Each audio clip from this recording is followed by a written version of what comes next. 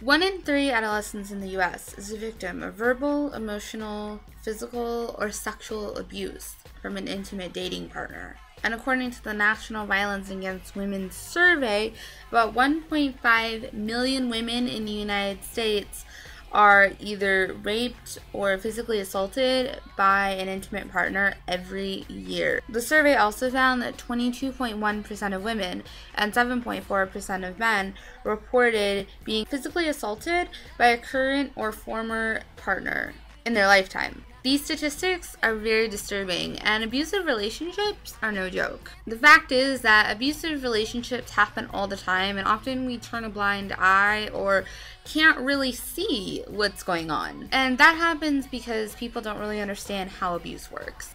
So let's talk about that.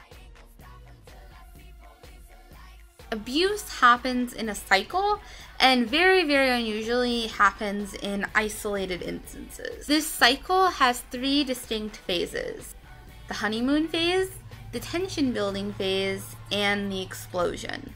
The honeymoon phase is when everything is happy and good between the couple, very lovey-dovey into each other. There's no problem, and the perpetrator of abuse might even make some romantic gestures and be extra nice, extra loving, extra sensitive.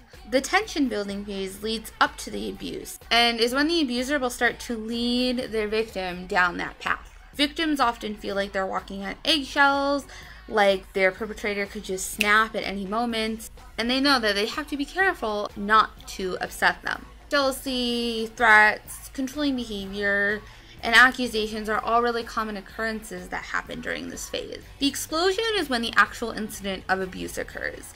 And abuse is not just physical. It takes on many different forms, from financial to psychological to emotional to sexual to even reproductive. Abuse is not a black and white issue, and it can look like a million different things, from yelling to physical assault to restraint to taking someone's access away from financial resources.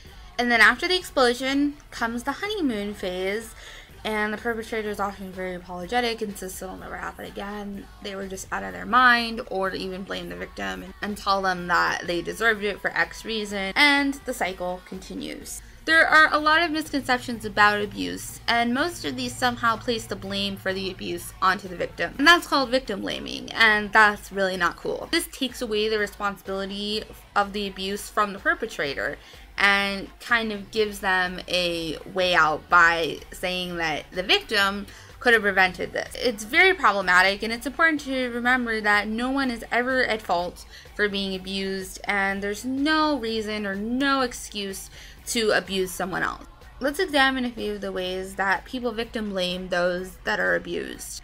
Why don't they just leave? An abusive relationship creates a very hostile environment for the victim, and leaving can have really dangerous consequences. In fact, the most common time for a woman to be killed by her partner is shortly after she has left an abusive relationship. People seem to assume that just walking away is going to solve everything, but in reality, this can be the riskiest choice of all. You also have to consider that many times abusers will cut victims off from their friends and family, social support, access to money, so they don't really have the means to escape. With abusers controlling every aspect of the victim's lives, it can make it impossible for them to have a way out. Abusers are also often very charming and good at convincing their victim that they will not do it again, and that they do love them and care about them. So a lot of times victims will believe them, and they really don't think it'll happen again. In other cases, the abuser cuts them down so much and takes all of their self-esteem and self-worth away, so that they really do believe that they deserve to be abused, or that this was what was coming to them because they misbehaved, or whatever the case is. They must like being abused. I mean, why else would they put up with it? No one ever deserves or asks to be abused. Abuse is not a consensual thing, and viewing it in this way ignores all of the other psychological, financial, emotional, and physical factors that are at hand.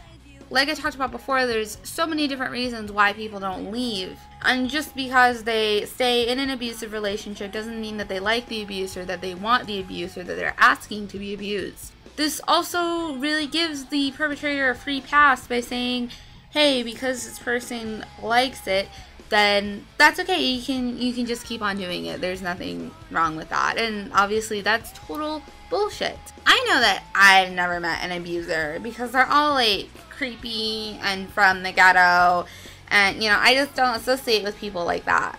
Abuse happens in every social class, every city, every neighborhood.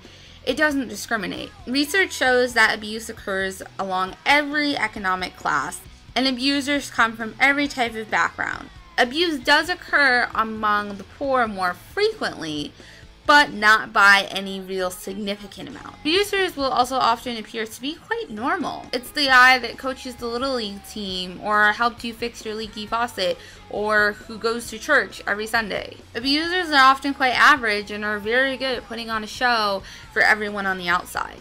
But behind closed doors, they're a totally different person. This is also a reason why it can make it really hard for victims to tell someone about it, because often people that they trust also know and trust and like the abuser, and it can be hard for them to picture them in this way because of what they know. They see the abuser as probably a good guy. But if anyone ever confides in you about being in an abusive relationship or having had been in an abusive relationship, always believe them and always be there to support them. Don't judge or assume that you know what's best for them, but just be there to listen. Offer them resources, but always follow their lead. Alright guys, that is going to do it for me this week. I love you all, and I will see you next video.